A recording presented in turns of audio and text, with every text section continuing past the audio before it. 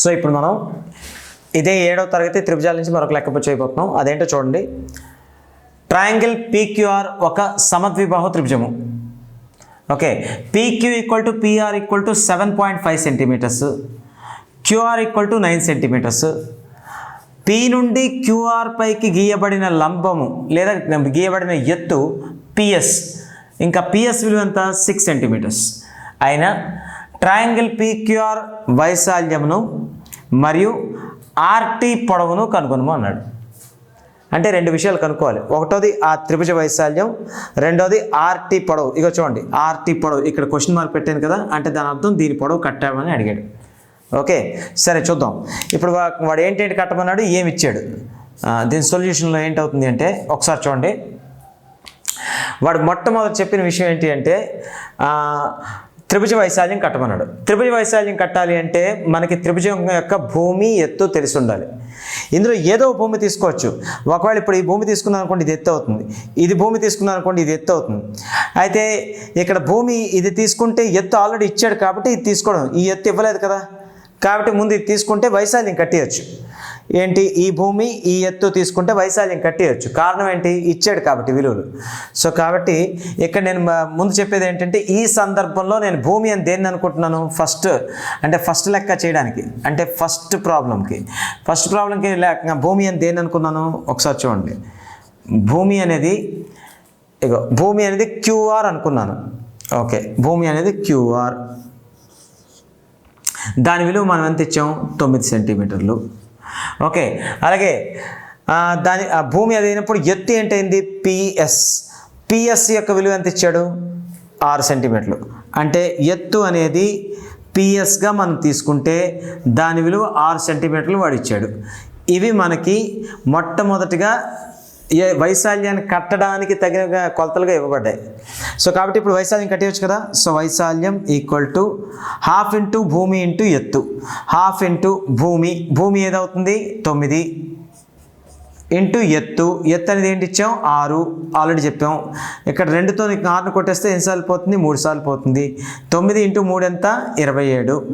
కాబట్టి ఆ త్రిభుజ వైశాల్యం ఎంత 27 చదరపు సెంటీమీటర్లు. ఓకే, అంటే ఫస్ట్ లెక్క సెటిల్డ్, ఫస్ట్ లెక్క అయిపోయింది.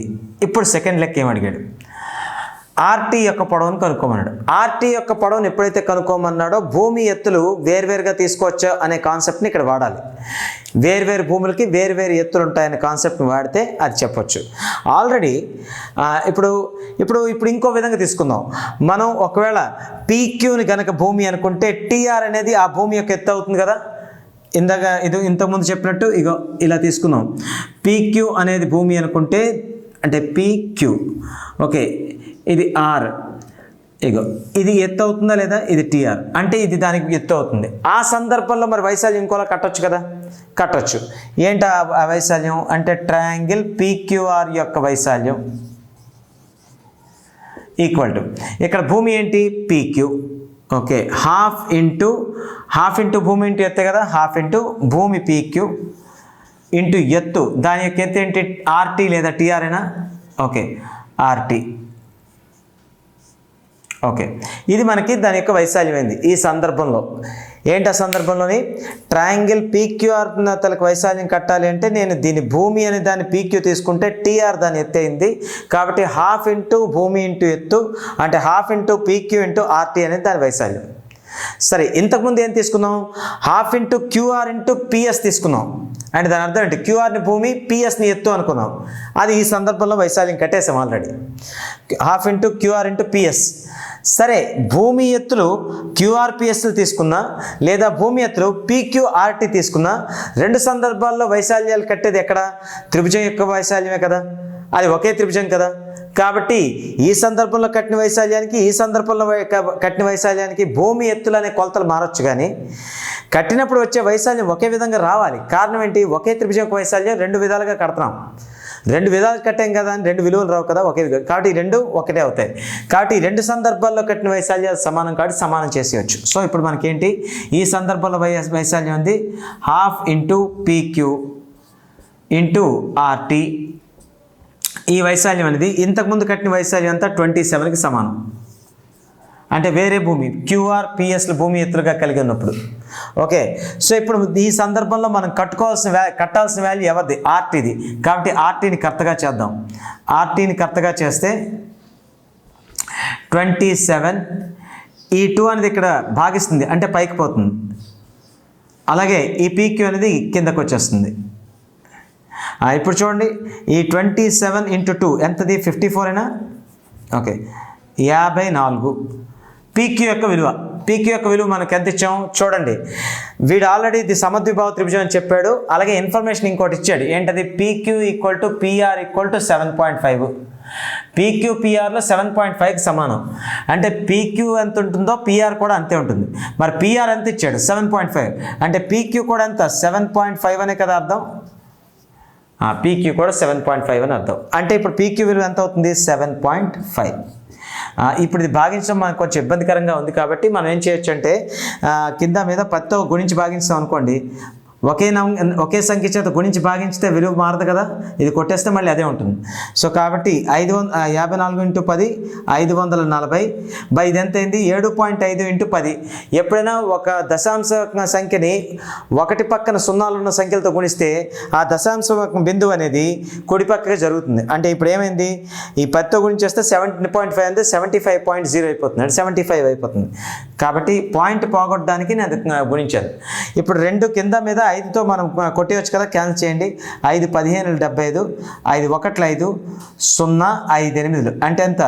108/15 మిగిలింది, అంతేనా? ఇక ఇది 108. ఓకే, 108/15. 15తో 108 ఎన్నిసార్లు కొట్టేయచ్చు? 15 ఏళ్ళ 105 కొట్టేయచ్చు. 15 ఏళ్ళు 105. 15 ఏళ్ళు 105 పోతే 108లో ఇంక మిగిలేదు ఎంత? 3 30 అవుతుంది, ఎందుకంటే డెసిమల్ పెడతాం. 30 అయితే ఎంత? 15 ఏళ్ళు 30. అంటే ఎంత వచ్చింది దాని విలువ?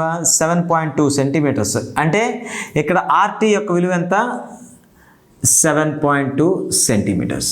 ఈ విధంగా మనం కట్టాం. అయితే ఇలాంటి లెక్కలు ఎక్కడైనా అడిగితే కనుక వేరే అంటే ఒకే త్రిభుజ వైశాల్యాన్ని వేరే వేరే భూములతో వాటికి తగిన ఎత్తులతో కనుక్కోవచ్చనే కాన్సెప్ట్ని వాడి చేయాలి. సరే, ఇంకో ప్రాబ్లం చూద్దాం.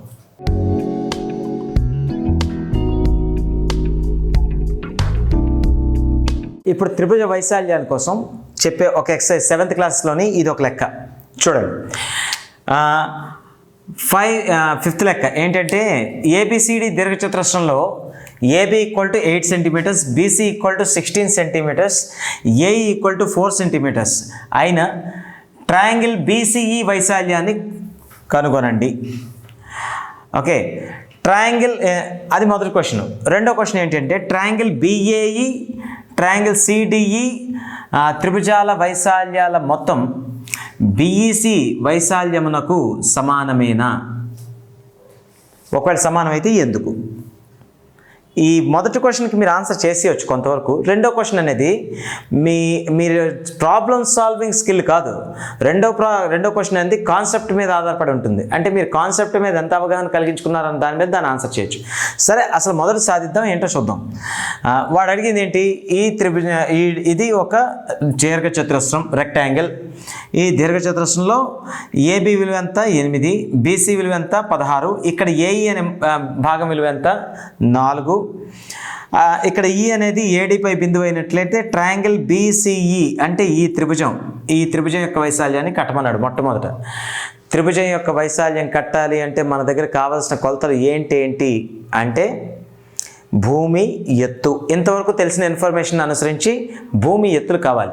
భూమి ఎత్తులు ఏంటి? ఇక్కడ చూడండి, ఇది భూమిగా. ఇప్పుడు ఎత్తు కావాలంటే మనం ఎట్లా డ్రా చేసుకోవాలి? ఎత్తు అంటే ఇగో ఇదేగా ఎత్తు అంటే. అయితే ఇక్కడ మీకు తెలియాల్సింది ఏంటంటే దీర్ఘచతురస్రంలో కూడా భుజాలన్నీ లంబంగానే ఉంటాయి కదా, ఆసన్న భుజాలు, పక్క భుజాలు లంబంగా ఉంటాయి. ఇప్పుడు జాగ్రత్తగా మీరు ఆలోచిస్తే ఈ ఎత్తు విలువ తెలుసా తెలీదా? తెలుసు, ఇండైరెక్ట్గా తెలిసినట్టు. ఇలాగా మనకి ఒక దీర్ఘచతురస్రంలో ఇక్కడ 90 డిగ్రీస్ చేస్తుందంటే ఇక్కడ కూడా 90 డిగ్రీస్. అంటే ఈ రేఖ అనేది దీనికి సమాంతరంగా ఉంటుంది, ఈ రేఖ అనేది దీనికి సమాంతరంగా ఉంటుంది. అంటే దీర్ఘచతురస్రంలో ఇలాగా 2 భుజాలను ఖండిస్తూ మిగిలిన 2 భుజాలకి సమాంతరంగా ఒక రేఖను గీసినట్లయితే ఈ రేఖ పొడవు ఎంత ఉంటుందంటే దీనంత పొడవే ఉంటుంది. అంటే ఏబి ఎంత ఉంటుందో లేదా సిడి ఎంత ఉంటుందో. ఇంకోటి దీర్ఘచతురస్రం యొక్క ముఖ్య ధర్మం ఏంటి? ఎదుటి భుజాలు సమానము. అంటే ఇక్కడ 8 ఉంటే ఇక్కడ కూడా ఎంత ఉండాలి? 8 ఉండాలి. అంటే ఈ 2 ఎంత ఉన్నాయో ఈ మధ్యలో ఎత్తు కూడా అంతే ఉంటుంది. ఓకే, ఇది జామితీయ ధర్మం. ఏంటి అంటే ఏదైనా దీర్ఘచతురస్రంలో కానీ ఏదైనా సమాంతర చతుర్భుజంలో కానీ ఓకే ఏవైనా ఈ 2 ఎదుటి భుజాలకు గీసిన సమాంతర రేఖ అనేది ఆ 2 భుజాల కొలతలకి సమానంగా ఉంటుంది. ఓకే, ఇది సమానం. అంటే ఇక్కడ ఎంత ఉందో ఇక్కడ అంతే ఉంటుంది. రైట్. ఇప్పుడు మన దగ్గర భూమి ఎత్తు ఉన్నట్టేనా కాదా? జాగ్రత్త చూడండి. ఈ త్రిభుజాన్ని సపరేట్ గీసి చూపిస్తున్నాను. ఇలా గీసాం అనుకోండి. ఇప్పుడు ఇది ఎత్తుగా ఎత్తు ఎంత ఉంది? 8. భూమి ఎంత ఉంది?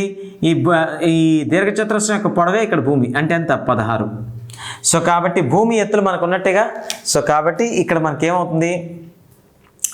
భూమి ఎత్తులు 2 ఉన్నట్టే కాబట్టి ఇక్కడ వైశాల్యం అంటే ట్రయాంగిల్ ఓకే బిఈసియా ఓకే ట్రయాంగిల్ బిఈసి వైశాల్యం ఈక్వల్ టు ట్రయాంగిల్ బిఈసి వైశాల్యం ఎంత అవుతుంది? 1/2 ఇంటూ భూమి ఇంటూ ఎత్తు. ఓకే, 1/2 ఇంటూ భూమి ఇంటూ ఎత్తు. ఓకే, ఇక్కడ 1/2 ఇంటూ భూమి విలువ. భూమి అంటే ఇక్కడ ఎంత అయింది? 16. అంటే ఇది 16 ఇంటూ ఎత్తు. ఎత్తు ఎంత అయింది మనకి? 8. ఎందుకు? ఇదే ఎత్తు కాబట్టి. అంటే ఒక రకంగా దీర్ఘచతురస్రం యొక్క వెడల్పు కాబట్టి ఇది ఎంత అయింది? 8. ఇక్కడ కట్ చేస్తే 2 4 పోతుంది. 2 4 8 అంటే 16 ఇంటూ 4 ఎంత అవుతుంది మనకి? 64. 64 చదరపు సెంటీమీటర్లు అనేది ఓకే దీని యొక్క ఎత్తు అయింది. వైశాల్యం అయింది. అంటే మొదటి ప్రశ్నకి ఆన్సర్ అయిపోయింది. ఓకే, ఈ మొదటి ప్రశ్నకి ఆన్సర్. అయితే ఇక్కడ దీనిలో 1/2 ఇంటూ భూమి ఇంటూ ఎత్తును ఎలా రాయొచ్చు మనం? ఇక్కడ ఇంకోటి కూడా రాస్తున్నాను. 1/2 ఇంటూ భూమి ఇంటూ ఎత్తు. 1/2 ఇంటూ భూమి అంటే ఎంత అండి? భూమి అంటే మనం ఎంత అన్నాం? బీసీ. ఓకే, బీసీ ఇంటూ ఎత్తు. ఎత్తు ఏంటైంది మనకి ఇక్కడ? ఇది ఒకవేళ ఈఎఫ్ అనుకున్నాం అనుకోండి, ఇక్కడ ఎఫ్ బిందువు అనుకుంటే ఈఎఫ్ అవుతుంది. అంతేనా? Into EF. ఓకే, ఇది ఇలా రాయడానికి కారణం ఏంటో చెప్తాను. ఇప్పుడు నెక్స్ట్ క్వశ్చన్ ఏంటో చూద్దాం. 1/2 ఇంటూ బీసీ ఇంటూ ఈఎఫ్ కాబట్టి అది క్యాన్సిల్ చేస్తే మనకు వైశాల్యం అయితే వచ్చేసింది. ఫస్ట్ క్వశ్చన్ ఆన్సర్ సరి. ఇప్పుడు వాడు రెండో క్వశ్చన్ అడిగాడు. ఏంటది? ట్రయాంగిల్ బిఏఈ ట్రయాంగిల్ సిడిఈ త్రిభుజాల వైశాల్యాల మొత్తం ట్రయాంగిల్ బిఈసి వైశాల్యమునకు సమానమేనా? ఒకవేళ సమానమైతే కారణం ఏంటి అని అడిగాడు. అంటే ఎందుకు అని ఒకసారి జాగ్రత్త చూడండి. ట్రయాంగిల్ బీసీఈ యొక్క వైశాల్యం ఏంటి చెప్పండి? ట్రయాంగిల్ బిఈసి యొక్క వైశాల్యం ఏంటి? 1/2 ఇంటూ బీసీ ఇంటూ ఎత్తేనా? రాయండి ఇక్కడ. ట్రయాంగిల్ బిఈసి వైశాల్యం ఈక్వల్ టు 1/2 ఇంటూ భూమి అంటే BC. Okay, 1/2 into BC into ఎత్తు అంటే ఈఎఫ్. ఇక్కడ ఎఫ్ అని రాస్తున్నాను. ఇక్కడ ఎఫ్ ఇది. Okay, F. ఈ ఎఫ్ అయింది మనం ఇప్పుడు చెప్పినట్టు. ఓకే, అయితే ఇప్పుడు జాగ్రత్తగా వినండి. దీర్ఘచతురస్రం యొక్క కొన్ని ధర్మాలు నేను చెప్తాను. ఆ ధర్మాలు ఏంటి? ఇక్కడ 4 అయింది. ఒకసారి చూడండి. ఇప్పుడు ఇది 16 కదండి. ఇది 16 అయినప్పుడు ఈ ఎదుటి భుజాలు సమానం ఏంటి? ఏడి కూడా 16 అవ్వాలి కదా. కానీ ఏఈ ఎంత అయింది? 4 అయింది. ఈ మొత్తం 16 ఇక్కడ వరకు 4 అంటే ఈడి ఎంత అవుతుంది మనకి? 12 అవుతుందా లేదా? ఓకే, 12 అవుతుంది. రైట్. సో ఇప్పుడు మీకు తెలియాల్సిన మ్యాటర్ ఏంటి అంటే ఆల్రెడీ మనకి ఈ వైశాల్యం మనం ఎంత వచ్చేసింది? మనం ఆల్రెడీ కట్టేసాం కదా. ఎంత వచ్చింది? 64 వచ్చింది. ఓకే, చదరపు సెంటీమీటర్లు. ఇప్పుడు మీరు దీన్ని ఇంకోలాగా నేను చెప్తాను చూడండి. బీసీ ఈక్వల్ టు ఏంటి చెప్పండి? దీర్ఘచతురస్రంలో ఎదుటి భుజాలు సమానమే కదా. అంటే బీసీ విలువ ఎంత అవుతుంది? ఏడి అవుతుందా లేదా? అంటే బీసీ ప్లేస్లో మనం ఏడి కూడా రాయొచ్చు. రాద్దాం. 1/2 ఇంటూ బీసీ. ఓకే, బీసీ విలువ బీసీ ప్లేస్లో మనం ఎంత రాస్తున్నాం? ఏడి. ఎందుకు? ఈ భుజం ఎంత ఉంటుందో ఈ భుజం అంతే ఉంటుంది. అంటే బీసీని ఏడితో రీప్లేస్ చేయొచ్చు. ఫస్ట్ విషయం. దాని తర్వాత ఈఎఫ్ అంటే ఏంటి చూడండి. ఇక్కడ ఈఎఫ్ని కాసేపు పక్కన పెడదాం. ఈఎఫ్ని ఈఎఫ్గానే ఉంచుదాం. ఇప్పుడు ఏడి అంటే ఏంటి చూడండి. ఏడిని ఎలా విడదీయొచ్చు మనం? AD equal to AE plus ఈడి అని రాయొచ్చా లేదా? కాబట్టి ఒకసారి చూడండి. 1/2 ఇంటూ ఏడిని ఏఈ ప్లస్ ఈడీగా రాయొచ్చు. ఓకే, ఏఈ ప్లస్ ఈడీగా రాయొచ్చు. మనం దాని కారణం చెప్తున్నాం ఏంటనేది. Into EF. ఓకే, ఒకసారి జాగ్రత్త చూడండి, నేనేమీ చేయలేదు. ఇప్పుడు మనం ఈ త్రిభుజ వైశాల్యం బిఈసి, ఇగో ట్రయాంగిల్ బిఈసి వైశాల్యం అనేది మనకి ఎంత అయిందంటే half into BC into EF. అది ఆల్రెడీ కట్టేసాం. ఇక్కడ దాని గురించి నేను అడగట్లేదు. అది 64 చదరపు సెంటీమీటర్లు వచ్చింది, ఇక్కడ దాంతో సంబంధం లేదు. అయితే ఈ బీసీ అనేది దీర్ఘచతురస్రంలో ఎదుటి భుజాలు సమానం అనే ధర్మాన్ని అనుసరించి బీసీ ఏడీకి సమానమైంది రాశాం. ఏడీని మళ్ళీ ఎలా విడదీయచ్చు? ఏఈ ఈడీలుగా విడదీయచ్చు. అగో ఏఈ ప్లస్ ఈడీ. ఇప్పుడు ఈ ఈఎఫ్ని దీంతో లోపల గుణించేయండి, హాఫ్ని కూడా లోపల గుణించేయండి. అప్పుడు ఏమవుతుంది? Half into AE into EF అవుతుందా లేదా? ఇగో half into AE into EF plus half into ED into EF. ఇగో ED into EF into half EF. ఇప్పుడు మరొక విషయం జాగ్రత్తగా చూద్దాం. అదేంటి అంటే ఈఎఫ్ అన్నాం కదా, ఇక్కడ ఈఎఫ్ అనే దాని మీద మరి కొంచెం జాగ్రత్తగా గమనించండి. ఈఎఫ్ అంటే ఏంటి? ఇదేగా. ఈఎఫ్ అనేది ఏబీకి సమానం అని చెప్పాం, డీసీకి కూడా సమానం అని చెప్పాం. అంటే ఈ లైను సమానాలేగా. సో కాబట్టి ఈఎఫ్ విలువ ఏబీకి సమానం అవుతుందా లేదా? సమానం అవుతుంది. ఇక్కడ ఈఎఫ్ అనే దగ్గర మనం ఏం పెట్టవచ్చు? Half into AE into EF ప్లేస్లో మనం ఏం పెట్టుకోవచ్చు? ఏబీ పెట్టుకోవచ్చు. ఎందుకు? ఈ రేఖ దీనికి సమానమే, ఈ రేఖ దీనికి సమానం కాబట్టి ఇక్కడ ఏబీ పెట్టేయండి. Okay, AB plus half into ఈడి అలాగే రాసేయండి. ఇప్పుడు ఈఎఫ్ ఉంది, మళ్ళీ ఇక్కడ ఈఎఫ్ అనేది ఇక్కడ డీసీకి కూడా సమానంగా, డీసీ రాసుకోవచ్చు. ఒక్కసారి జాగ్రత్తగా చూడండి, మీరు గమనిస్తే half into AE into AB ఇది half into ED into DC ఇది. ఓకే, ఒక్కసారి జాగ్రత్తగా గమనించండి. మీకు ఈ త్రిభుజం తీసుకోండి ఏఈబి అనేది. ఇక్కడ కొంచెం అందరికీ నేను చెప్పదలుచుకున్న విషయం ఏంటి అంటే ప్రతి ప్రాబ్లంలోని అన్నీ సులువుగానే రావు. కొన్ని విషయాల్లో మన మనసుని మైండ్ని కూడా కొంత వాడాలి. అలాంటి ప్రాబ్లమ్స్లో ఇది ఒకటి. కాబట్టి కొంచెం అందరూ శ్రద్ధగా చూడాలి. ఇక్కడ మనకి half into AE into AB. చూడండి, ఈ చిన్న త్రిభుజం తీసుకోండి. ఇక ఈ చిన్న త్రిభుజం ఇక ఇలా సైడ్కి రాసి చూపిస్తున్నాను. ఇగో ఈ చిన్న త్రిభుజం తీసుకున్నాం అనుకోండి, ఏఈబి. చూడండి, బిఏఈ. ఓకే, ఇప్పుడు జాగ్రత్త చూడండి, ఇక్కడ మనకి ఏమవుతుంది? Half into AE into AB ఉందా లేదా? Half into AE into AB అంటే ఏంటైంది? హాఫ్ ఇంటూ ఏఈ అనేది భూమి అని తీసుకుంటే, ఏబి అని తీసుకుంటే ఎత్తు అనుకుంటే ఇది లంబకోణ త్రిభుజమే కదా. అంటే ఇది దీని యొక్క వైశాల్యం అయింది కదా. ఏ త్రిభుజం? ఏబిఈ యొక్క త్రిభుజం వైశాల్యం అయిందా లేదా? లేదా బిఏఈ అనొచ్చా లేదా? బిఏఈ త్రిభుజ వైశాల్యమేగా ఇది. అంటే ట్రయాంగిల్ బిఏఈ త్రిభుజ వైశాల్యమే కదా ఇది. ఓకే, ప్లస్ ట్రయాంగిల్ బిఏఈ త్రిభుజ వైశాల్యమేగా ప్లస్. ఇప్పుడు ఇంకోటి చూడండి, ఇప్పుడు నెక్స్ట్ ఇంకోటి ఏమొచ్చింది? Half into ED into DC. Half into ED into DC అంటే ఏంటి? ఇక్కడ చూడండి, హాఫ్ ఇంటూ ఈడీ అంటే ఇదేగా, ED into DC.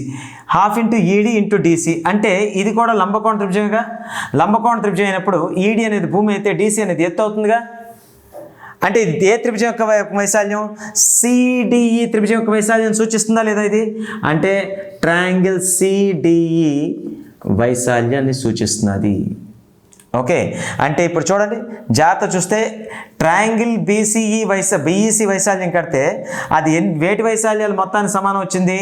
Triangle BAE వైశాల్యానికి triangle CDE వైశాల్యాలు మొత్తానికి సమానం వచ్చింది.